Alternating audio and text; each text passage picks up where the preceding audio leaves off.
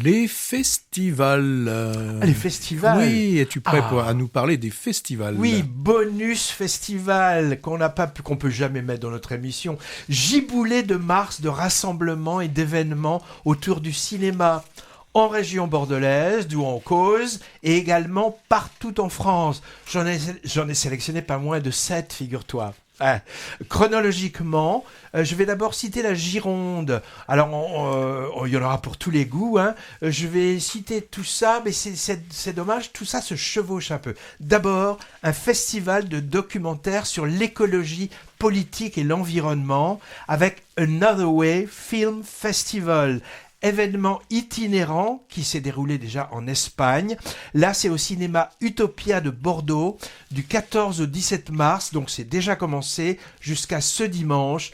10 films européens engagés sur le sujet, plus des rencontres, des débats, tout ça sous l'égide entre autres de Greenpeace. Voilà, je montre l'affiche. Je montre l'affiche à Patrick, à nos auditeurs la verront pas. C'est en fait des flamants roses dans le miroir d'eau. Donc ensuite du 19 au 24 mars, festival du cinéma italien à Andernos sur le bassin d'Arcachon. C'est la 9e édition qui met cette année les femmes en avant pour le sujet traité ou avec des œuvres faites par des réalisatrices. Des nouveautés, à peine sorties, Il reste encore demain, dont on a parlé aujourd'hui, La nouvelle femme, qu'on évoquera bientôt, ou alors des inédits, et une quinzaine d'autres, donc en avant-première, plus Expo Mastroianni, dont on fêterait les 100 ans s'il n'était pas mort, mais il est mort. Et comment s'appelle le cinéma d'Andernos où tout se passe? La Dolce Vita. Voilà, donc... J'avais pas... Oui. Tu me l'avais pas dit. Eh ben non, je te l'apprends. Un festival du documentaire maritime ensuite. Oui, du 21 au 24 mars, avec une douzaine de longs métrages au programme. Ou au MMM.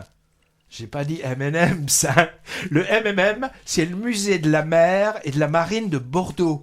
Particularité, à part l'endroit, les séances sont gratuites pour les amateurs de Grand Bleu qui en profiteront pour voir ce beau musée. Et enfin, toujours dans la région, 41e rencontre du cinéma latino-américain.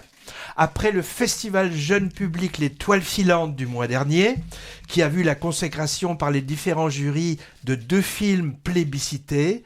Qu'on avait aimé. Oui, Le Royaume de Ketsuke, encore un peu à l'affiche en ce moment, et l'américain Riddle of Five, dont on parlera quand il sortira.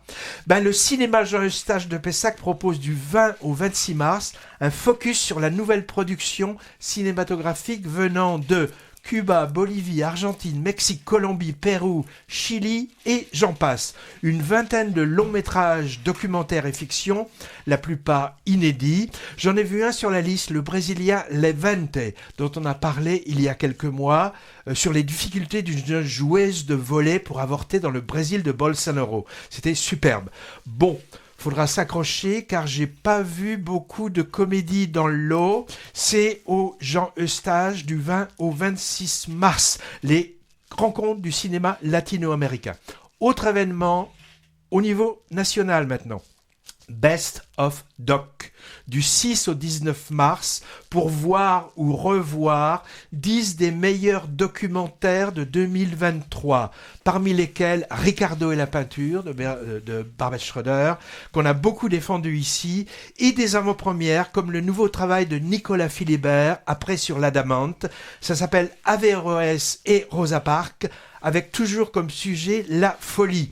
Best of Doc, c'est partout en France, mais j'ai vu pas trop en Aquitaine. Bon, il y a tellement d'autres choses par ailleurs.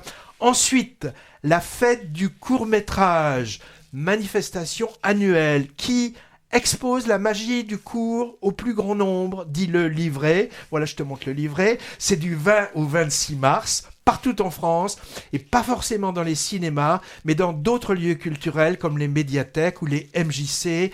Tapez lafêteducourt.com pour savoir ce qu'il y a par chez vous. Par exemple, le cinéma CGR de Bordeaux, centre, projettera des courts-métrages avant les longs, comme autrefois, quoi.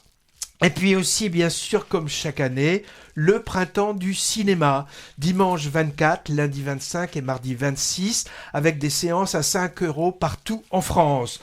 Bon, je sais pas, remarque, le tarif moyen des cinémas de proximité, quand on a les abonnements, ça reste autour de 5 euros, hein, de toute façon. En moyenne, oui. Si la moyenne nationale est de 7 euros, Ouais. sur les cinémas dits de proximité, on est plutôt entre 5 et 6 euros en moyenne. Bon, alors voilà, vous voyez qu'il y a de quoi faire, question cinéma au mois de mars, en plus des sorties de nouveautés.